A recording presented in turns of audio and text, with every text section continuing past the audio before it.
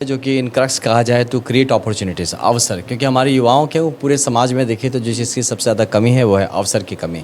आप में क्षमता या योग्यता की कमी नहीं है, अवसर की कमी है। तो मैं इन्हीं आप एक आईपीएस अधिकारी रहे, फिर ऐसा क्या आपके दिमाग में क्या ऐसा विचार आया जो आपने राजनीति में आने का फैसला किया? नहीं, यू आर राइट। इसमें क्या कि समाज में खासकर युवा भी जो हैं वो कहीं ना कहीं एक पढ़े लिखे व्यक्ति या पढ़े लिखे कैंडिडेट से ज़्यादा एक तरह से कह लें तो बाहुबल टाइप के जो लोग होते हैं उस तरह के लोगों से ज़्यादा आकर्षित हो जाते हैं। तो बुरा ये बाहुबल की तरफ जाना कुछ गलत नहीं है, बस उनको सही रास्ता दिखा देना है, दिशा दिखा देना है कि ये ही बाहुबल जब धर्म के साथ आता है तो वो बल जो आता है धर्म के साथ, उस बाहुबल की तरफ आप प्रेरित हो।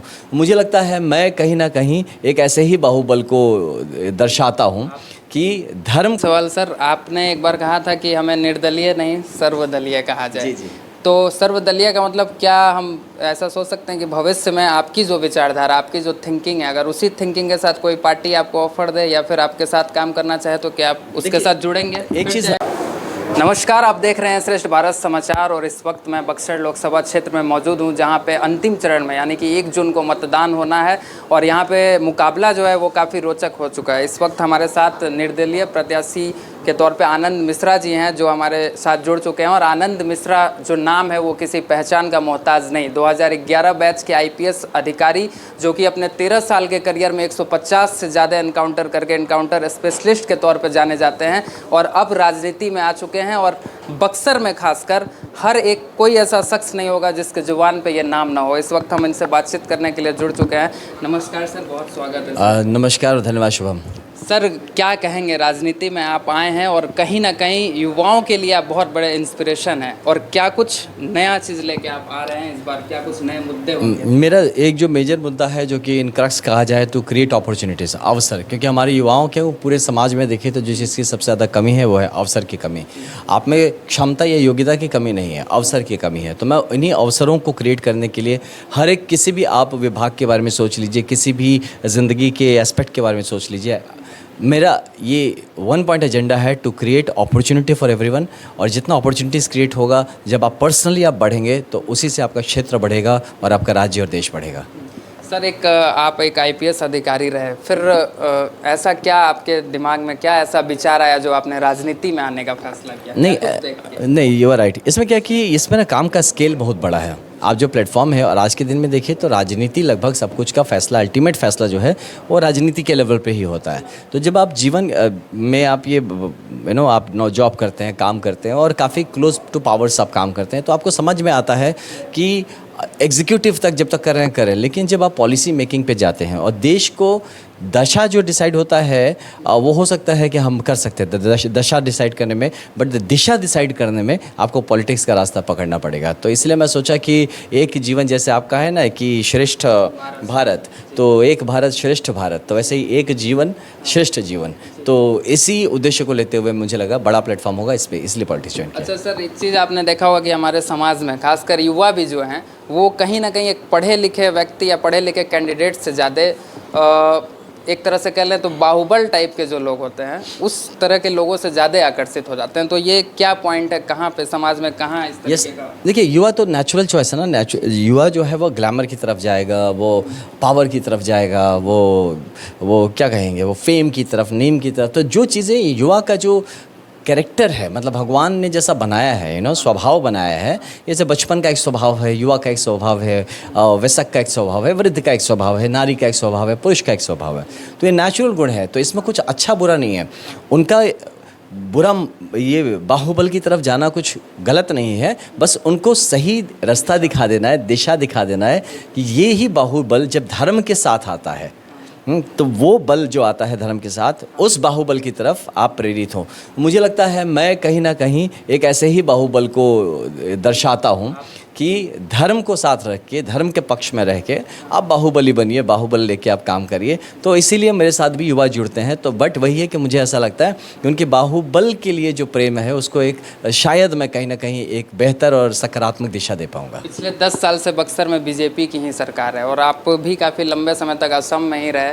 आप अदर स्टेट के कंपैरिजन में बिहार को कैसे देखते हैं और बक्सर में क्या कुछ है जो अभी काम करने का यहाँ पे सख्त ज़रूरत है, क्योंकि धार्मिक और ऐतिहासिक तौर पे बक्सर का अपना एक अलग महत्व है। Right, you are right. In fact देखिए, जब असम में मैंने अपने ही काल में असम को बहुत तीव्र गति से बदलते हुए देखा है। जो चीज़ शायद कुछ राज्यों में 30 साल, 40 साल, 50 साल में होता, वो असम में 10 सालों में चेंज होते हुए देखा, और सिर्फ एक अच्छे नेतृत्व के कारण वो बदला है, मैं तो यही कहूँगा। और यही चीज़ बिहार में भी हो सकता है, लेकिन मुझे कहीं ना कहीं लगता है कि एक ऐसा राज्य जहाँ आप देखिए 70 साल में 42 बार हम अपना मुख्यमंत्री बदलते हैं, तो ये महसूस होता है कि शायद पॉलिटिक्स ही हमारा एंड ऑफ लाइफ है। हम पॉलिटिक्स के लिए ही हो रहा है यहाँ पे। पॉलिटिक्स का उद्देश्य ये नहीं है कि आप एक जगह पाके समाज सेवा के लिए।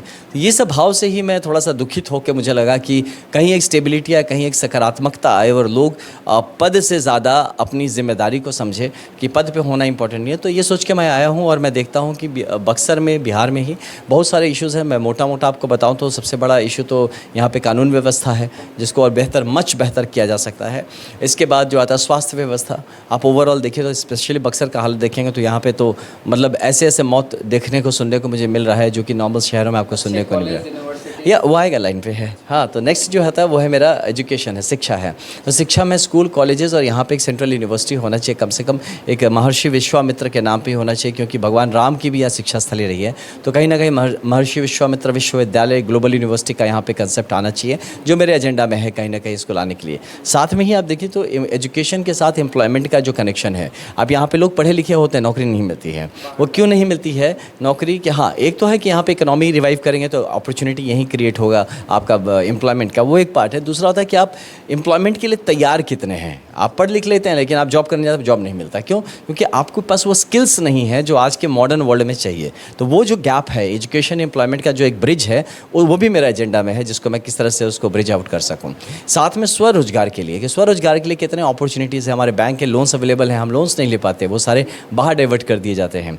तो इस तरह के भी इश्यूज़ हैं। साथ में आप यहाँ का देखिए तो स्पोर्ट्स पे मुझे काफ़ी काम करना है, बिकॉज मैं खुद स्पोर्ट्समैन रहा हूँ। मैंने देखा यहाँ पे कि काफ़ी टैलेंट है, जिसको कहीं ना कहीं वही दिशा नहीं मिल रही है और स्कोप नहीं मिल रहा है खेलकूद का।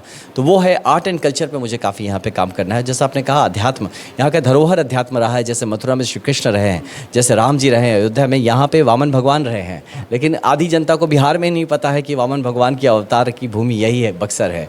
तो इसको लेके, और ये जो हमारे जितने भी यहाँ पे रिलीजियस सर्किट हैं, जो आध्यात्मिक सर्किट है, स्पिरिचुअल सर्किट, इसमें बक्सर का एक इंपॉर्टेंट हिस्सा हो सकता है। इसलिए मैं हर वो आदमी जो कि बक्सर को मिनी काशी बनाने की सोच रहा है या बक्सर को बनारस बनाने की सोच रहा है, तो मैं उनसे भी अपील करूंगा कि हमारे बक्सर को हमारा परिचय लेने दीजिए। हमारा इतिहास बहुत गौरवमय है, और बक्सर जो कि सिद्धाश्रम होता था, तो ये बहुत ही हमारा तेजस्वी इतिहास है। तो इसको उभार के लाने की मैं चेष्टा करूँगा। और इसके साथ इंफ्रास्ट्रक्चर का इश्यूज़ है यहाँ पे, फिजिकल देखिए, डिजिटल देखिए, हर तरह का इंफ्रास्ट्रक्चर क्रंच है यहाँ पे। एक डिवाइड है लोगों में कि कहीं कोई बहुत उपलब्धि है, कहीं कुछ नहीं है। तो इस चीज़ को हमें पूरा करना बहुत ज़रूरी है। और साथ में जो ओवरऑल जो इसको जो घेरा बांध के रखेगा, वो है हमारा कृषि, जो हमारा एग्रीकल्चरल सेक्टर है। इस पर अगर हम काम ना कर पाए तो इसमें बहुत सारा काम करना। मैं बताऊँ आपके बीज से लेके, मतलब आप क्या चकबंदी से लेके आप देखिए तो हमारी जगह से लेके और मंडी तक बीज का पूरा दायरा ही यहाँ पे हिला डुला हुआ है। यहाँ हमारे पास नहीं स्टोरेज कैपेसिटी है, नहीं हमारे पास मंडी है, इरिगेशन का भी फैसिलिटीज़ नहीं है बहुत जगह पे। तो ऐसी बहुत सारी चीज़ें जिसको कर सकते हैं। अगर हमारे नहरों में प्रॉपर पानी आए तो आसपास यहाँ पे वेजिटेबल्स का आप देखा जाए, सब्जियों की खेती काफ़ी हो सकती है। स्कोप बहुत है, मैंने कहा आपको ना, वही कहीं ना कहीं छूट गया है संवेदनहीनता के चलते। तो कहीं मुझे समझ में आ रहा है, यकीन है कि मैं इस पर काम कर पाऊँगा अपने टीम के साथ। सर, एक हम लोग पब्लिक ओपिनियन किया था जिसमें युवा जो है वो आपको लेके काफ़ी ज़्यादा इंस्पायर्ड थे, और सोशल मीडिया पे कमेंट जो है वो बिहार से लेके असम तक से आ रहा था।